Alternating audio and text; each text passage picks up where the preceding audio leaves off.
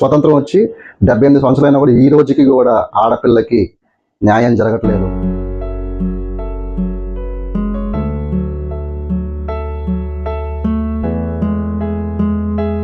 ఎవడైతే చేశాడో వాళ్ళని ఎన్కౌంటర్ చేసేయచ్చు కదా, ఎందుకు వాళ్ళని అంత పోషిస్తారు?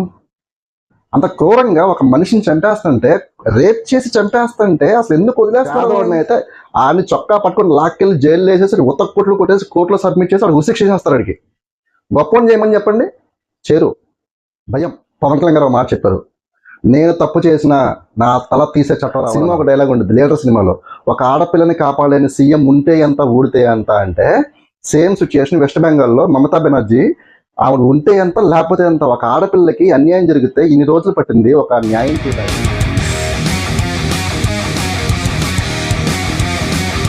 హాయ్ ఫ్రెండ్స్, ఇది చాలా బాధాకరమైన విషయం. ఏంటి అంటే, మన వెస్ట్ బెంగాల్ కోల్కతాలో ఒక ట్రైనీ డాక్టర్ని కిరాతకంగా రేప్ చేసి, అది రేపా గ్యాంగ్ రేపా తెలియదు కానీ, ఒక క్రూరంగా తనని మొహం అంతా పగలగొట్టేసి తన బాడీ పార్ట్స్ మొత్తం ఎలా పడితే అలాగా చేసేసి తన ఏంటంటే నిస్సహాయ స్థితిలో అత్యాచారానికి గురి చేశారు.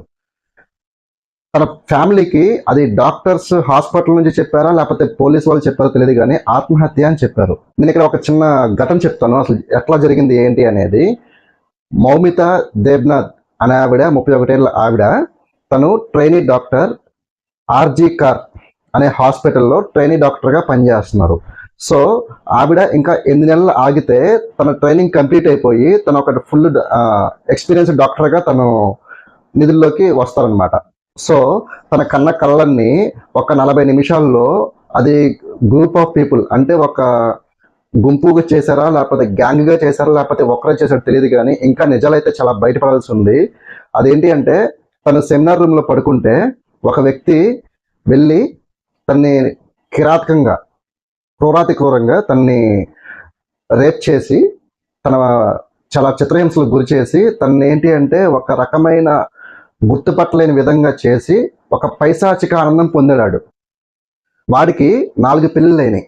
4 పిల్లల్లో 3 పిల్లలు వదిలేశారు వాడిని.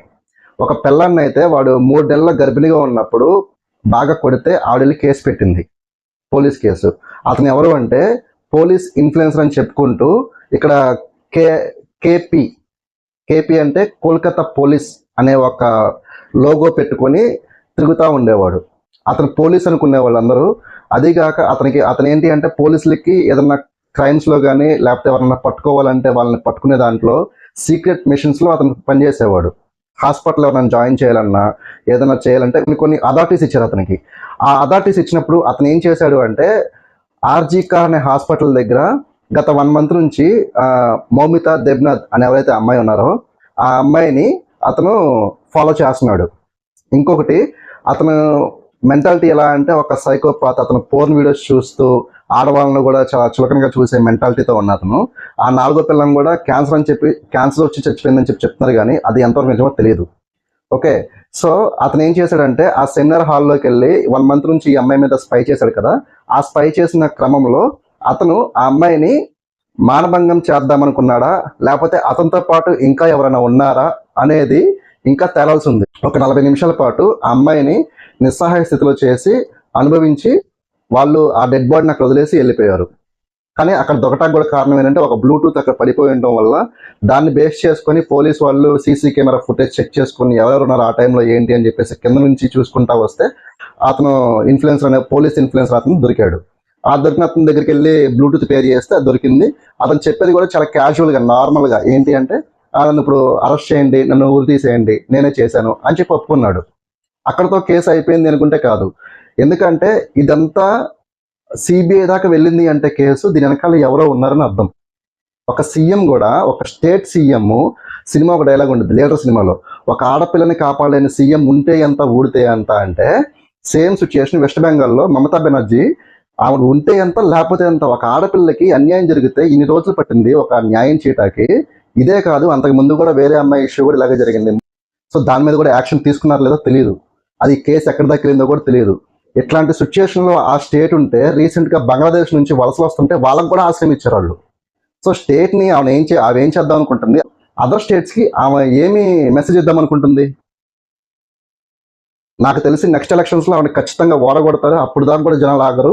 ప్రెసిడెంట్ రూల్ పెట్టాలని చెప్పేసి ఇప్పటికే చాలా డిమాండ్ జరుగుతుంది. ఇండియా మొత్తం మీద ప్రొటెస్టులు బాగా చేస్తున్నారు. డాక్టర్స్ అసోసియేషన్ అవ్వచ్చు, నార్మల్ పీపుల్ అవ్వచ్చు, చిన్నపిల్లలు, ముసలి వాళ్ళు అందరూ కూడా ప్రొటెస్ట్ చేస్తున్నారు. దీనికి మాత్రం ఖచ్చితంగా న్యాయం కావాలని చాలా గట్టిగా అందరూ పట్టుబడుతున్నారు. సిబిఐ కూడా దీన్ని సీరియస్గా తీసుకొని ఆ నిందితులు ఎవరైనా కూడా వాళ్ళని ఖచ్చితంగా శిక్షించాలని చెప్పేసి ప్రతి ఒక్కరు కోరుకుంటున్నారు. ఇప్పుడు ప్రెసెంట్ రూలింగ్ ఉన్న హోమ్ మినిస్టర్ ఏదైతే ఉందో సెంట్రల్లో, వాళ్ళు దీనికి ఖచ్చితంగా సీరియస్గా తీసుకొని న్యాయం చేస్తారని చెప్పేసి, వెస్ట్ బెంగాల్లో ఏదైతే ఇష్యూస్ జరుగుతున్నాయో ఆ ఇష్యూస్కి ఎండ్ పాయింట్ చేస్తారని చెప్పేసి మనస్ఫూర్తిగా కోరుకుందాం.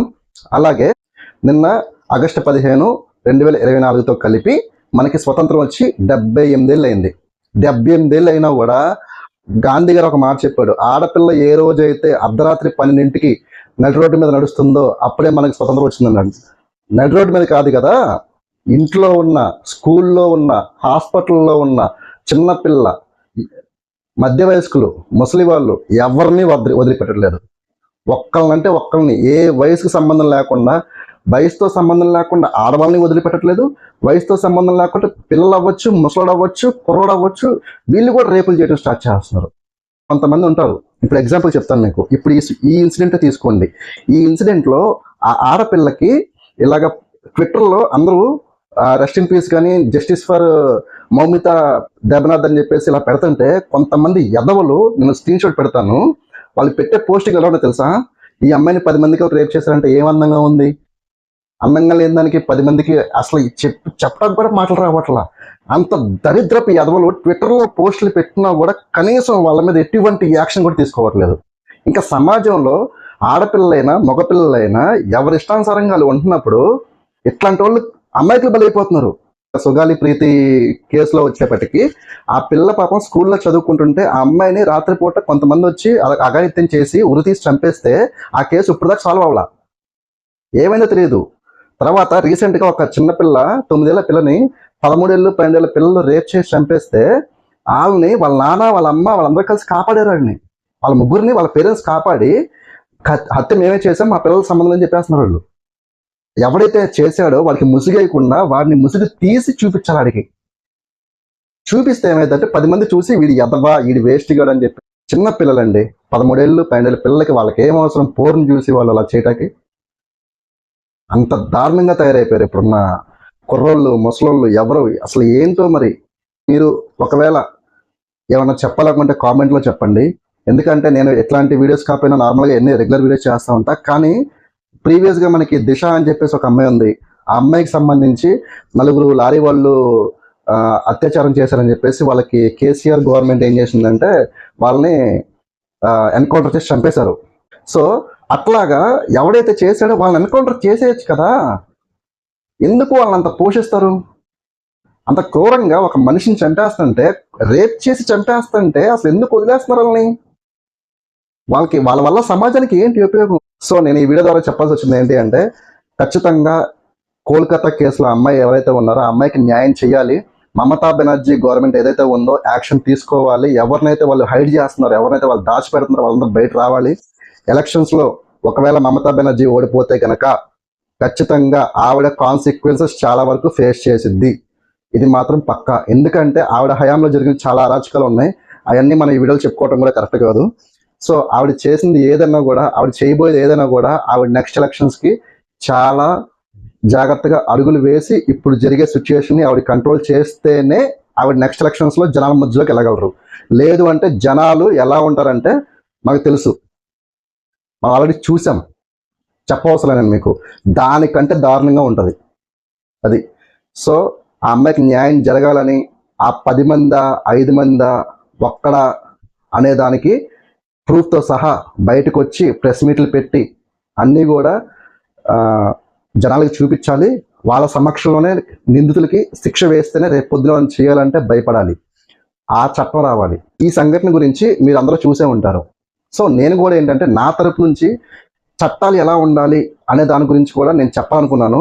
నా ఉద్దేశం ఏంటి అంటే, మనకి స్వతంత్రం వచ్చి 78 సంవత్సరాలు అయినా కూడా ఇంకా మనం పోరాడుతూనే ఉన్నాము. ఒక ఆడపిల్ల హక్కు గురించి కావచ్చు, ఒక రిజర్వేషన్ గురించి కావచ్చు, పాలిటిక్స్ గురించి చెప్పుకోవాలంటే ట్విట్టర్లోకి వెళ్తే పచ్చి బూతులే. దాంట్లో ట్విట్టర్లో అయితే ఆడు ఒక ఫేక్ ఐడి పెట్టుకొని ట్విట్టర్లో పచ్చి బూతులు మాట్లాడతాడు. ఎవరికాడు చెప్పా కదా, ఎవరికాడు 50% డివైడ్ అయిపోయారు జనాలు. సో ఇలా ఉన్నప్పుడు ఏంటంటే, ఇప్పుడు మన వెస్ట్ బెంగాల్లో ఇష్యూ జరిగింది, ఆ ఇష్యూ సేమ్ ఇదే. ఇప్పుడు ఆ పార్టీకి సంబంధించిన వాళ్ళు చేశారంటున్నారు. అది ఆ పార్టీ వాళ్ళని కవర్ చేసుకోవడం కోసం జనాలు ఎంతమంది ఎంత ప్రొటెస్ట్ చేస్తే ఏంటి ఉపయోగం? ఒక ఆడపిల్లకి న్యాయం చేయలేనప్పుడు. నేను ఇంతవరకు చెప్పింది కూడా కారణం ఇప్పుడు వెస్ట్ బెంగాల్లో జరుగుతుంది అదే. ఆ పార్టీ వాళ్ళు ఎవరైతే ఉన్నారో వాళ్ళు సపోర్ట్ చేశారు, వాళ్ళ హ్యాండ్ ఉంది అని చెప్పి చెప్తున్నారు కాబట్టి ఇప్పుడు దాకా అమ్మాయికి న్యాయం జరగలేదు, జరగకపోవచ్చు కూడా. నా వైపు నుంచి నేను ఏం చెప్తున్నాను అనేది కూడా మీకు ఒక వీడియో కింద పెట్టాను. మీకు ఒక నచ్చితే కనుక సబ్స్క్రైబ్ చేసుకోండి. ఇట్లాంటి వీడియోస్ ఇంకా నా నుంచి వస్తూనే ఉంటాయి. మీకు అది పాయింట్ అనేది చెప్తాను నేను. అది పాయింట్ అనేది మీకు నచ్చిందా లేదా అనేది కూడా మీకు లైక్ కామెంట్లో మీరు చెప్పొచ్చు. నాకేంటంటే అనిపించింది చెప్తున్నాను. మనకి స్వతంత్రం వచ్చి 78 సంవత్సరాలైనా కూడా ఈ రోజుకి కూడా ఆడపిల్లకి న్యాయం జరగట్లేదు. ఇక్కడే కాదు, వెస్ట్ బెంగాల్ కాదు, లేకపోతే ఏపీ కాదు, తెలంగాణ కాదు, ఎంటైర్ ఇండియాలో గవర్నమెంట్ ఉన్నా కూడా మారినా కూడా ఆడపిల్లకి జరిగే అఘాయిత్యాల మాత్రం మారట్లేదు. So that's all for today. Thank you for watching.